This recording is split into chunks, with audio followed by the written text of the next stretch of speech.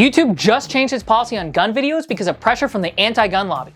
This change is pretty significant. Today, we're going to talk about what led up to this and what we're doing about it in Congress. Hi, I'm Ben, and you're watching the Minuteman Moment.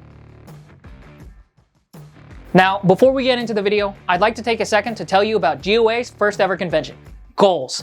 The Gun Owners Advocacy and Leadership Summit will be held August 17th and 18th in Knoxville, Tennessee.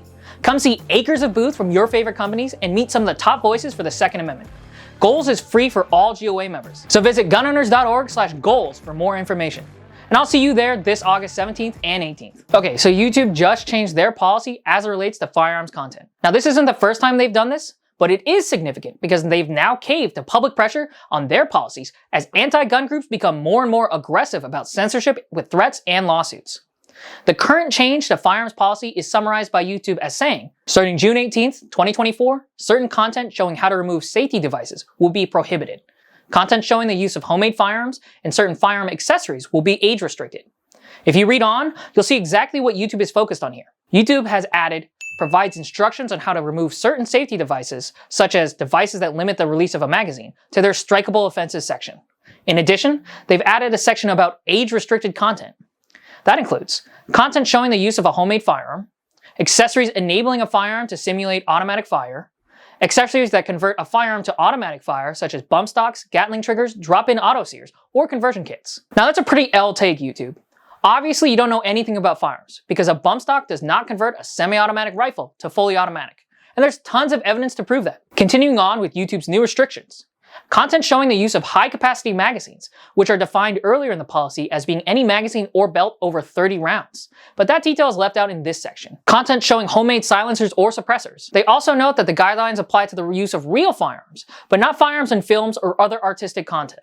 They also state that they may make exceptions for public interest content such as police or military footage, news footage, or footage from war zones. But where did this come from? The answer is actually pretty sinister. Basically, the anti-gun lobby teamed up with their friends in journalism and in litigation for a pressure campaign on YouTube. On May 19th, 2022, Michael Bloomberg's anti-gun group Everytown sent a letter to YouTube CEO Susan Wojcicki about firearms-related videos on YouTube that were listed in the Buffalo, New York mass shooters manifesto. Everytown requested that YouTube remove firearms-related YouTube videos that have any instructional component to them whatsoever, saying that these videos were a, quote, step-by-step guide on how to make firearms more lethal. 1 year later, on May 16th, 2023, both Everytown and the Tech Transparency Project, who is funded in part by the Open Society Foundation, published a report on an apparent pipeline from video games to gun videos, and videos of school shootings shown to teenagers via YouTube's recommendations algorithm. The report claims that 14-year-old kids were recommended videos featuring real firearms based on their watch history of video games. The report features videos by notable firearms YouTube channels such as Grantham and Print Shoot Repeat as what were recommended to teen accounts. The Tech Transparency Project, or TTP, also claims that YouTube's algorithm recommended videos on converting firearms into fully auto, school shootings, and serial killer Jeffrey Dahmer. In a bizarre conclusion, TTP states that there is no direct link between video games and real-world violence, but then in the next paragraph, goes on to state that there's a link between the YouTube recommendation algorithm and real-world violence. Many who grow up playing video games will often find themselves enjoying gun ownership as adults.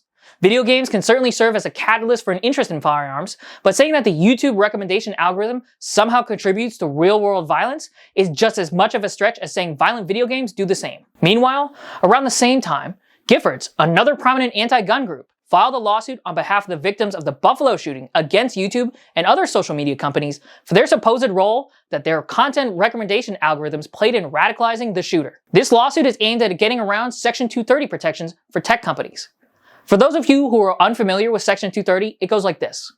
No provider or user of an interactive computer service shall be treated as the publisher or speaker of any information published by another information content provider.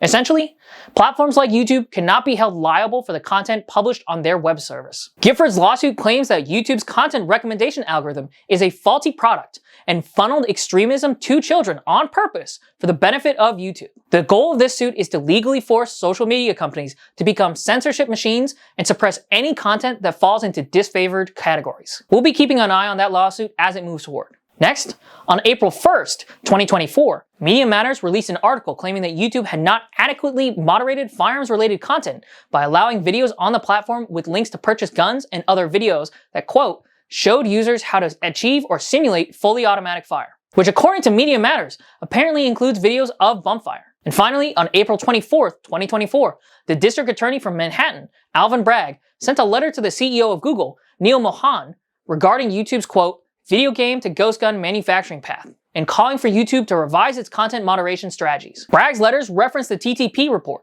and the Everytown letters to Congress I mentioned before.